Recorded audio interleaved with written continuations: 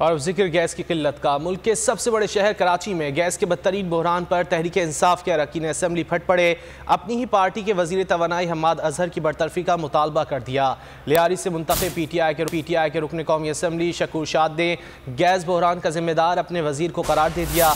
शकूर शाद ने वजीर तवानाई हम्माद अजहर और MD सुई सदरन गैस की बरतरफी का मुतालबा मलिर के हल्के NA 237 से मुंतखब तहरीक इंसाफ के MNA जमील अहमद खान ने भी गैस बहरान के खिलाफ वजीर तवानाई हम्माद अजहर और MD SSGC को ख़त लिख दिया।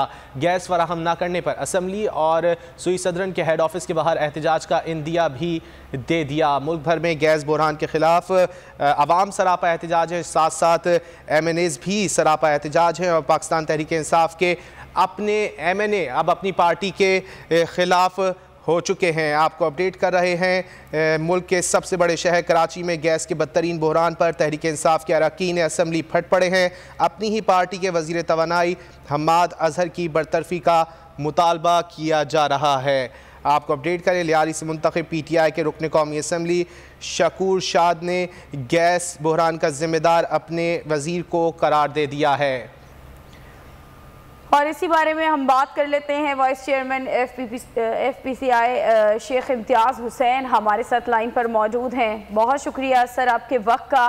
सर, जो देखा जा रहा है इस वक्त गैस बहरान पूरे मुल्क में ही है, ये बताइएगा कि इससे नुकसान किस हद तक हो रहा है, अगर ख़ास तौर पर इंडस्ट्रीज़ की बात की जाए। जी बिस्मिल्लाहिर्रहमानिर्रहीम, बहुत शुक्रिया जी। देखें, गैस का बहरान जो है वो बहुत शिद्दत इख्तियार कर गया है और ये अभी कोई नया नहीं है।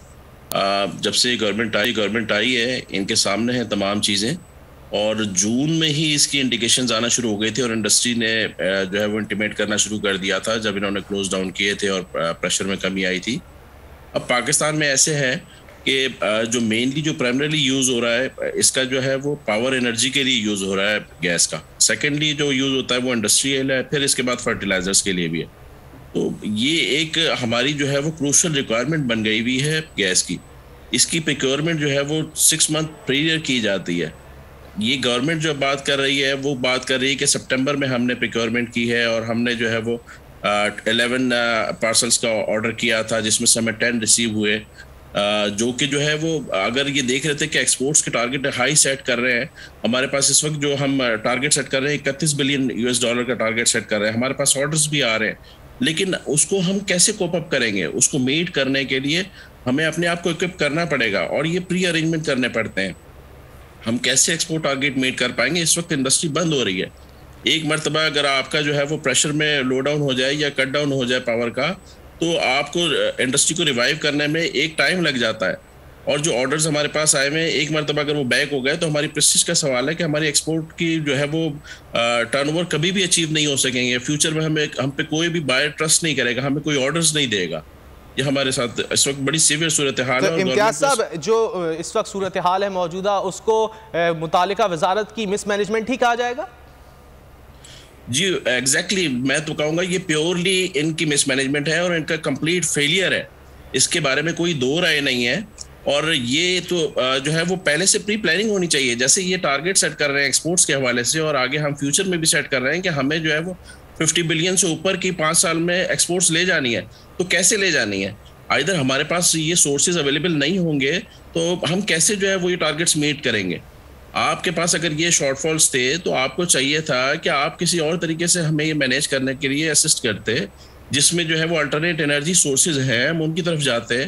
नहीं तो हम अपने सराउंडिंग में देखते, हमारे पास ईरान नेबर में है जो कि दुनिया में 2nd रैंकिंग आती है जिसकी स्टॉक, जिसके पास गैस रिजर्व है। तो हमने क्यों नहीं वहां से प्रोक्योरमेंट की? गैस पाइपलाइन उनके बॉर्डर तक आई हुई है, हम वहां से कोई मेजर्स लेते। हम जो है वो कजाकिस्तान चला जाते, तुर्कमेनिस्तान चले जाते जिनके पास वर्ल्ड में टॉप 10 रैंकिंग के रिजर्व्स हैं, हम वहां से प्रोक्योरमेंट कर सकते हैं। तो ये हमें फ्यूचर के लिए अपनी पॉलिसी बनाना पड़ेगी, स्ट्रेटजी बनाना पड़ेगी अगर हमें अपने एक्सपोर्ट्स एनहांस करनी है। ठीक है, आपके ख्याल में कोई स्ट्रेटजी बनानी होगी। बहुत शुक्रिया सर आपके वक्त का। सब्सक्राइब करें और बेल दबाएं ताकि कोई खबर रह न जाए।